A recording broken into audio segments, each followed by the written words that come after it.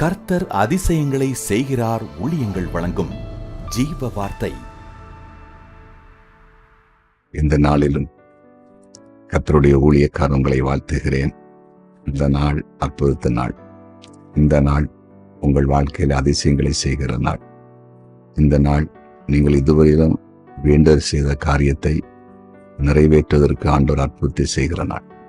கவலைப்படாதீங்க, சந்தோஷமா இருங்க. இயேசப்பா உங்களை நடத்தினார். இன்றைய ஜீவ வார்த்தைக்கான வசனத்தை கேட்போமா? யோபு 5:23 வெளியின் கல்லுகளோடும் உமக்கு உடன்படிக்கை இருக்கும். வெளியின் கல்லுகளோடும் உமக்கு உடன்படிக்கை இருக்கும்.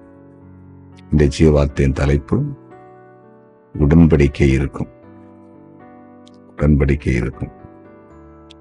வெளியின் கல்லுகளோடு உமக்கு உடன்படிக்கை இருக்கும் அப்படின்னு சொல்லி வசனத்தில் எழுதப்பட்டிருக்கும். அப்படின்னா உடன்படிக்கைன்னு சொன்னா 2 பேருக்குள்ள பண்ணுகிற ஒரு வாக்குறுதி, ஒரு தீர்மானம் தான் உடன்படிக்கை. உதாரணமா, நீங்க ஒரு இடம் வாங்க போறீங்கன்னு வச்சுடுங்க. நீங்க பணம் கொடுக்கும் போது அந்த இடத்த ரெஜிஸ்டர் ஆபீஸ்ல போய் இந்த பணத்தை வாங்கிட்டு அந்த இடத்தின் உரிமையாளர் உங்களுக்கு எழுதி கொடுப்பாங்க. பத்திரத்துல டைப் அடிச்சு கையெழுத்து போட்டு, இந்த இடத்தை, இந்த சொத்தை இன்னாருக்கு நான் இவ்வளவு ரூபாய்க்கு கொடுத்திருக்கிறேன், அதுல இனி எனக்கு இந்த உரிமை இல்லை, இனி அவங்களுக்கு தான் இந்த உரிமை அப்படின்னு சொல்லி எழுதி அதை ரெஜிஸ்டர் ஆபீஸ்ல பதிவு பண்ணுவாங்க அரசாங்கத்துல முறைப்படி. அதுல 2 பேரும் கையெழுத்து போடுவாங்க. கொடுக்கிற ஆளும் கையெழுத்து போடும், வாங்குற ஆளும் கையெழுத்து போடும். ஒரு உடன்படிக்கை.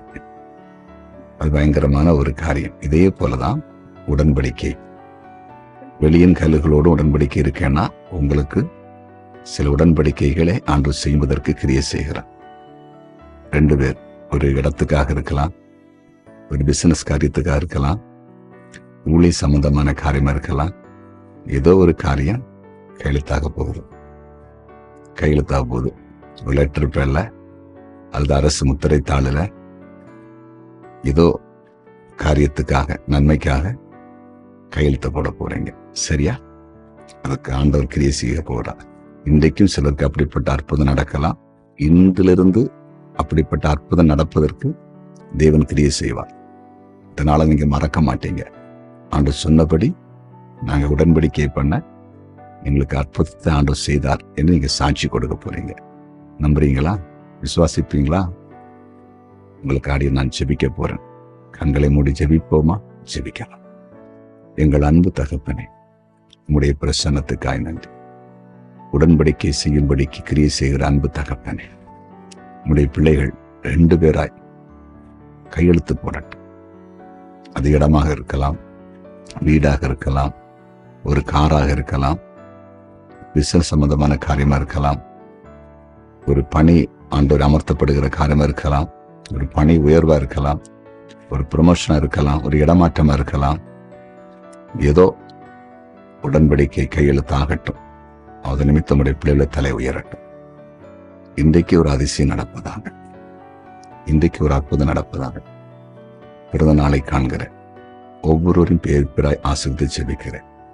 உடைய பிள்ளைகள் ஆசீர்வாதமா இருக்கட்டும். இந்த நாளை திருமண நாளை காண்கிற குடும்பங்களை வாழ்த்தி ஆசீர்வதிக்கிறேன். ஆசீர்வாதமாக இருக்கட்டும். இந்த நேரத்துல வியாதிப்பட்டு கவலையோடு கண்ணீர் இருக்கிற உடைய பிள்ளைகளை தொட்டு சுகமாக்கும். மருத்துவமனையில் ஆபத்தானில் யாராக இருப்பாங்கன்னா விடுதலை ஆக்கிருங்க. பண நெருக்கடியில் யாராக இருப்பாங்கன்னா விடுதலை ஆக்கிருங்க. வியாபாரத்துல தோல்வியிட்டு இருப்பாங்கன்னா ஜெயத்தை கொடுத்துருங்க. ஊழியம் செய்கிற பிள்ளைங்களை ஆசீர்வதிச்சிருங்க. இப்படி செய்கிறேன். நன்றி. இயேசுவின் நாமத்தில் பிதாவே. ஆமென்.